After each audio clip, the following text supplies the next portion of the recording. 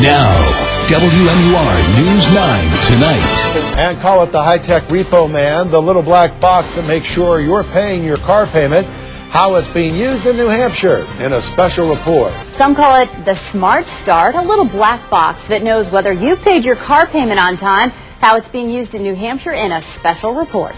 Well, you know, there is a little black box that's keeping buyers on track with their car payments, sort of like a high-tech repo man.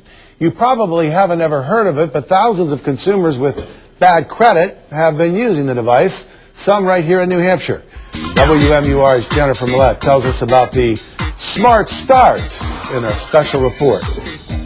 We didn't have a large down payment, and this worked out perfect. Shirley Anthony's old car was totaled in an accident a year and a half ago.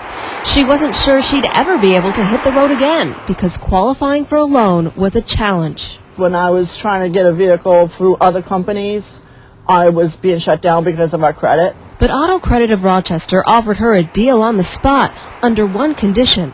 She had to have this little black box installed in her minivan underneath the dash. It's called the on-time system, and it's connected to the engine starter.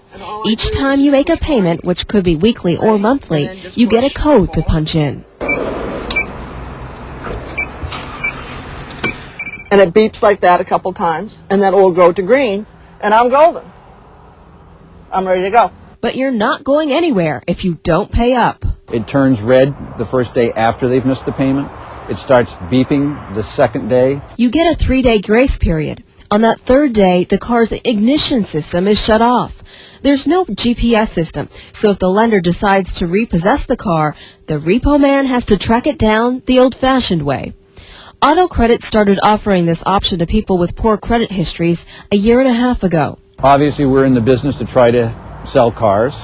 It allows us to sell cars and put people into better cars that they otherwise wouldn't be able to get into. And the device mitigates the risk to us. We asked people what they thought about the idea. I don't know. Technology is a scary thing. But if it is something that insures people, you know, that they are paying rather than sort of letting things slide, it's an interesting idea. But some people are leery. It seems like credit's too easy these days anyway, and it's too tempting to get the bigger, better car. My first thought was it could be kind of dangerous if somebody needs their car. The car sometimes is somebody's lifeline, and if they get into it and it doesn't start, and if they have to get to the hospital. Drivers are given a code they can use just for an emergency. Still, experts say there are a lot of things to consider if you have bad credit and you need to get a car loan. Work out a budget to determine what you can afford. Take a close look at the interest rate because it might be very high. And they also might want to talk to other lenders. They may think that they have bad credit, but there might be another lender. There might be other options out there for them. Auto Credit says only 2 of its customers have failed the program. One wasn't able to make payments. The other person tore out the device, thinking he could get away with it, but that only disabled the car.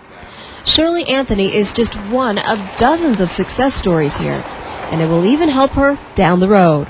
They report to our credit bureau, and it's building up my credit as I'm going. And like my credit rating, right, was not the best in the world. This is helping build up my credit, which is good.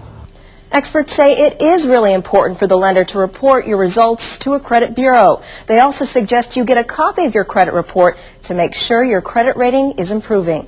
I'm Jennifer Millette, WMUR News 9.